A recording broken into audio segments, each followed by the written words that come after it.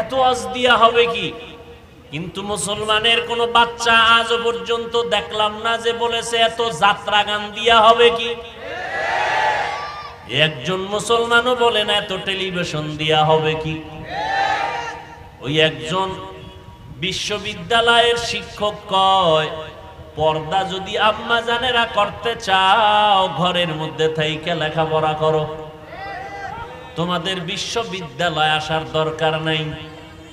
কেন কয়? ওটা বিশ্ববিদ্যালয় নাই, ওটা চরিত্রের কারণে বেশ্যা বিদ্যালয় হয়ে যাচ্ছে। আল্লাহ হেদায়াত দান করুন। বাংলাদেশ গোটা পৃথিবীর মধ্যে এখনো একটা নিরাপদ দেশ। আমরা এক মায়ের কোলে আছি, একমাত্র কারণ সিনেমা হল বেশি, এই জন্য। হ্যাঁ, একমাত্র কারণ এই জমিনে, এই সোনার বাংলায় কোরআনের আওয়াজ, আলেম ওলামা বেশি, তাবলীগ বেশি, পীর মুরিদি বেশি, এই জন্য। আল্লাহর জিকিরের আওয়াজ বেশি, এই জন্য।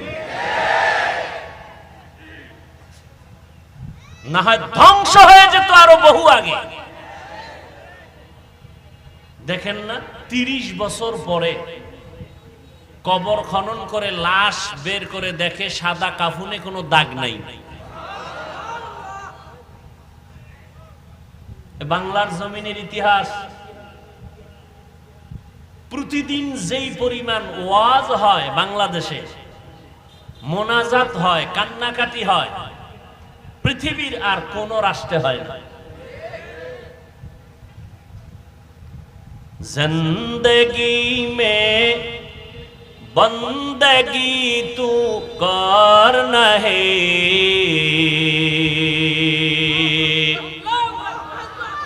जिंदगी में बंदगी तू करना है,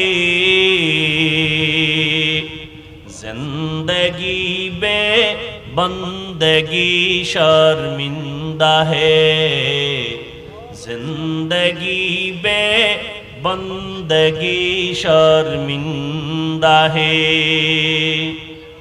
दुनिया में हो दुनिया का तलबगार ना हो, बाजार से गुजर हो खरीदार ना हो,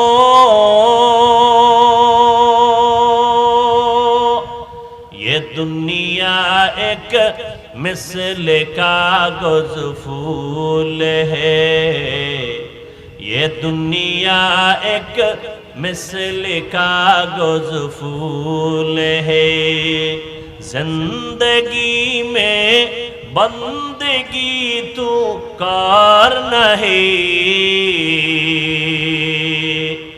जिंदगी में बंदगी तू करना है, जिंदगी में बंदगी शर्मिंदा है, जिंदगी में बंदगी शर्मिंदा है, जिंदगी में बंदगी कुन बंदगी, बंदगी बे जिंदगी शर्मिंदगी। আল্লাহ তাআলা বলেন, আমি মুমিনকে জান্নাত দিব, আর যে সমস্ত বেঈমানের নামে জান্নাতে ঘর আছে, ঈমান না থাকার কারণে তো ওরা জান্নাত পাবে না। ওই বেঈমানের জান্নাতগুলো আমি ওই সমস্ত মুমিনদের বোনাস দিব, যেই মুমিনেরা শুধু মূল ইবাদত করে না, ওভার ডিউটি পালন করে, 5 বেলার নামাজ পড়ে ঘুমায় না, ইশরাক পড়ে, আউয়াবিন পড়ে, চাশতের নামাজ পড়ে, তাহাজ্জুদের নামাজ পড়ে। রমাজান শুধু রোজা রাখে না, সপ্তাহের বৃহস্পতিবারে রোজা রাখে, সোমবার দিন রোজা রাখে, মুহররমের রোজা রাখে, আশুরার রোজা রাখে, আরাফার রোজা রাখে। শুধু তাই না, ধনী মানুষ বছরে শুধু একবার যাকাত দিয়া ঘুমায় না, সময় পাইলেই গরিবের হাতে টাকা দেয়, যার বস্ত্র নাই তারে পোশাক দেয়। চিকিৎসা করার কোনো কায়দা নাই, অসহায় চিকিৎসার ব্যবস্থা করে দেয়। আল্লাহ কয়, নবী জানায় দেন, আমি এই সমস্ত মুমিনদেরকে বেঈমানের বানানো জান্নাত আমি বোনাস দিয়ে দিব।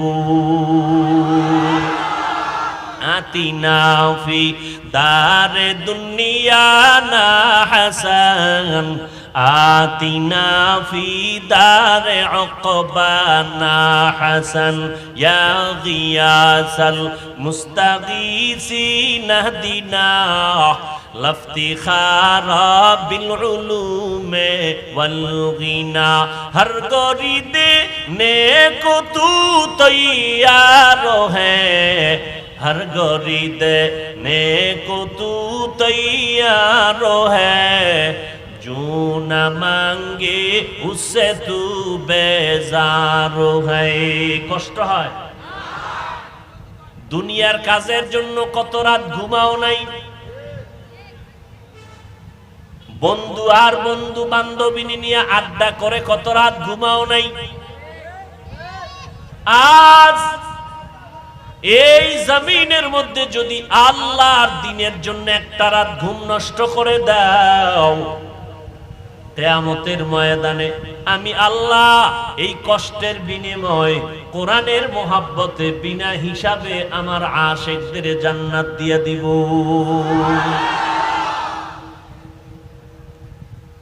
এই কষ্ট বিফলে যাবে? বলেন, এই ময়দানটা, এই মাঠের দাম কত? বসার সাথে সাথে সবার গুনাহ মাফ। আরো আস্তে করে বলেন। মোনাজাতটা দিয়ে যখন যাবেন, জিন্দেগীর সমস্ত গুনাহ মাফ হয়ে যাবে। রাস্তায় যাওয়ার সময় আল্লাহ না করুন যদি ইন্তেকাল হয়, আল্লাহ শাহাদাতের মর্যাদা দান করবে। এত বরকতের মজলিস, উলামায়ে কেরামের মজলিস, বেহেশতের বাগান। ইয়া আইয়ুহাল্লাযীনা আমানুস্তাঈনু বিস-সাবরি ওয়াস-সালাহ ইন্নাল্লাহা মা'আস-সাবিরিন।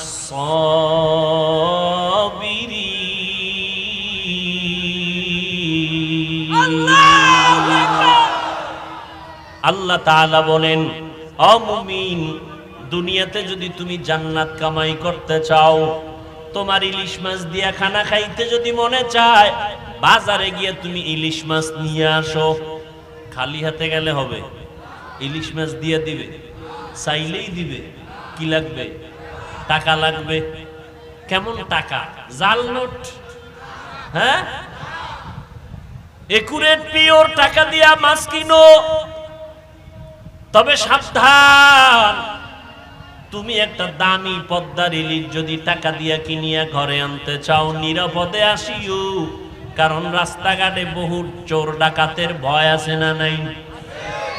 এ মানুষ, জান্নাতটা যদি দুনিয়াতে কামাই করতে চাও, বান্দা তোমার দুনিয়াতে টাকা চলে, আল্লাহর আদালতে তোমার টাকা চলবে না। জান্নাত যদি কামাই করতে চাও, 1 নাম্বার পুঁজি লাগবে তোমার ঈমান, 2 নাম্বার পুঁজি লাগবে তোমার নেক আমল। এবার জান্নাত কামাই করতে গিয়া দুনিয়ার জমিনের মধ্যে তোমার বান্দা একা একা চলতে পারবা না, কারণ ডানে বামে চোর ডাকাতের অভাব নাই। তোমাকে ধরে ধরে জাহান্নামে নিয়ে যাবে, জান্নাতের পথে যাইতে দিবে না, ওয়াজ মাহফিলে বসতে দিবে না, বাধা দিয়া বলবে এত শোনার দরকার নাই। মসজিদে নামাজে যাইতে বাধা দিবে, জিকির করতে বাধা দিবে, এত জিকিরের কোনো প্রয়োজন নাই, কোরআন তেলাওয়াতের প্রয়োজন নাই। এমতো অবস্থায় যদি তুমি জান্নাতের পথে আগায় যেতে চাও, আল্লাহর সাহায্য ছাড়া চলার কোনো উপায় নাই। কারণ আমি বড় দুর্বল, দুনিয়ার পরিবেশ বড় নাপাক, আবার আবার শয়তান তোমাকে আমাকে পেছন দিক দিয়ে টানতেছে মুসিবতের মধ্যে ফালানোর জন্য। এমত অবস্থায় যদি জান্নাতের পথে আগাইতে চাও, আল্লাহর সাহায্য ছাড়া আগানো যাবে না। কার সাহায্য চাই? আল্লাহ। সাহায্য তো চাইছি, পাই না।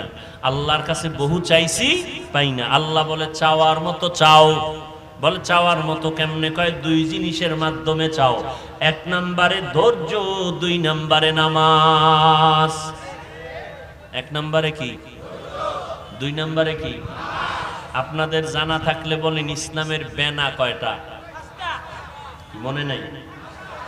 এক নাম্বার যেটা, তার নাম ইমান। এক নাম্বারের নাম কালেমা বা ইমান।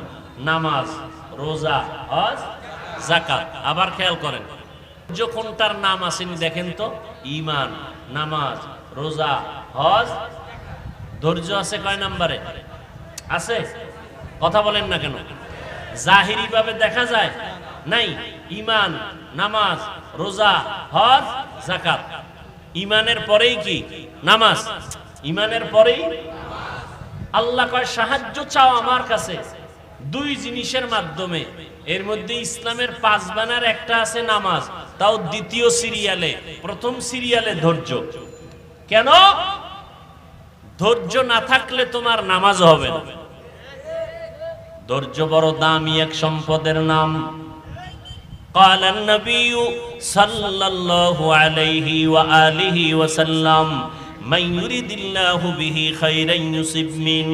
আল্লাহর নবী বলেন, ও দুনিয়ার উম্মতের দল, আল্লাহ পাক দুনিয়াতে মানুষকে, মুমিনকে যাকে বেশি মহব্বত করেন তাকে ধৈর্যের পরীক্ষা নেবেন। স্বামী আর স্ত্রী বসে বসে মহব্বতের আলাপ করতেছে। এক সময় স্ত্রী বলে, এই স্বামী, তুমি আমাকে কেমন মহব্বত করো? বলে, তুমি আমার জীবন, তুমি আমার মরণ, তুমি আমার সব। বলে, কেমন তা বাস্তবে বুঝাও। তুমি আমার জীবনের সব, তুমি আমার মরণের সব। যখন যা চাইবা আমি দেওয়ার জন্য প্রস্তুত। চাইতে দেরি, পাইতে দেরি। স্ত্রী বড় নেককারিনী, আমলওয়ালা, ইমানদার। কয়, তুমি আমি চাইলেই দিবা? বলে, হ্যাঁ। কয়, তা আমারে তালাক দাও। কি দাও? আমাকে তালাক দাও। স্ত্রী এই কথা বলা মাত্র স্বামী বলে, এটা একটা কথা হইল? বলে না, তুমি ওয়াদা করেছো চাইলেই দিবা, দাও। স্বামী বলে, গলায় ছুরি লাগবে, জীবনে এই শব্দ জবানে উচ্চারণ করব না। কথার কাটাকাটির এক পর্যায়ে দুজন পয়গম্বরের দরবারে সমাধানের জন্য রওনা। এই এরা এরকম করে কেন? কি মোনাজাত দিয়ে দিব? হ্যাঁ, মরাডারে মারো কেন? কয় লড়ে কেন? মোনাজাত দিয়ে দিব?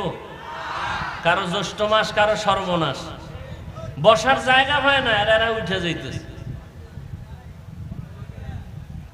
শয়তানে যারে ধরে কাম থুইয়া আকাম করে, কাম থুইয়া আকাম করে। মানুষ বসার জায়গা পায় না। আল্লাহ সব ভাইকে কবুল করেন। কষ্ট হইতেছে না? আর একটু সময় আমি নিতেছি, অল্প টাইমে শেষ করে দিব। স্বামী আর স্ত্রী কোথায় রওনা? নবীজির দরবারে রওনা। তুমি ওয়াদা করেছো আমি চাইলেই দিবা, তালাক চাইলাম দাও না কেন? সমাধানের জন্য পয়গম্বরের দরবারে রওনা। রাস্তার মাঝে যাওয়ার পর হঠাৎ স্ত্রীটা তাকায় দেখে স্বামী বেচারা পড়ে গিয়া পাও ভেঙে গেছে। কান্না শুরু করলো, হাঁটতে পারি না, পায়ে ব্যথা পেয়েছে। স্ত্রী ডাক দিয়া কয়, স্বামী আমার, বেয়াদবি মাফ করে দাও, দুজনে চলো বাড়ি। নবীর দরবারে যাওয়ার প্রয়োজন নাই। আমি যে তোমার কাছে তালাক চেয়েছিলাম, আমার কথা আমি উল্টো করে নিয়ে নিলাম। স্বামী বেচারা সহ স্ত্রী বাড়িতে রওনা। বাড়ির আঙ্গিনায় গিয়া স্বামী ডাক দিয়া কয়, বিবি তালাক চাইলা কেন, আবার ফিরায় নিলা কেন? স্ত্রী ডাক দিয়া কয়, স্বামী আমার, নবীজির হাদিস তুমি শুনাইছো, আল্লাহ যাকে বেশি মোহাব্বত করেন তারে মুসিবত দিয়া পরীক্ষা করেন। তোমার ঘরে আসার পর কোনোদিন আমি কোনো মুসিবত দেখি নাই, ভাবলাম তোমার ঘরে আল্লাহর রহমত নাই। যেখানে আল্লাহর রহমত নাই আমিও সেই ঘরে থাকতে রাজি না। কিন্তু রাস্তার মাঝে যাওয়ার পর হঠাৎ যখন তুমি পড়িয়া পাও ভাঙছো, কান্না বের হয়ে গেল, আফসোস আসতে শুরু হলো, ব্যথা পাইলা, কান্নাকাটি আর মুসিবত, আমি দেখলাম সাথে সাথে আল্লাহ পাক তোমাকে মুসিবতে ফালাইয়া রহমত দান করেছেন। যেখানে রহমত আছে আমিও সেখানে আছি। তাহলে মুমিনের জন্য মুসিবত হবে কি হবে না? আল্লাহ বলেন ওয়ালা নাবলুওয়ান্নাকুম বিশাইইম মিনাল খাউফি ওয়াল জুই ওয়া নাকসিম মিনাল আমওয়ালি ওয়াল আনফুসি ওয়াস সামারাত ওয়া বাশশিরিস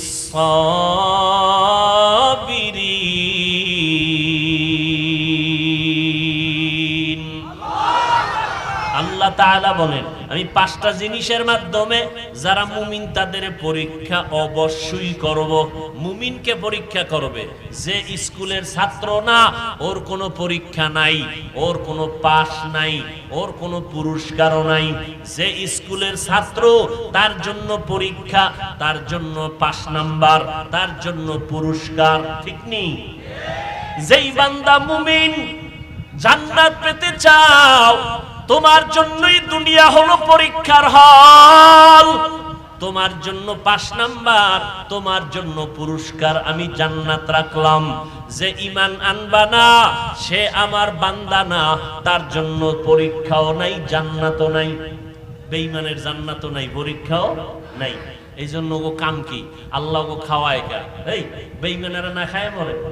কথা বলেন না কেন? সমস্ত বেঈমানেরা আরামে খায়, ঠিক না? কেন আল্লাহ ও খানা দিছে?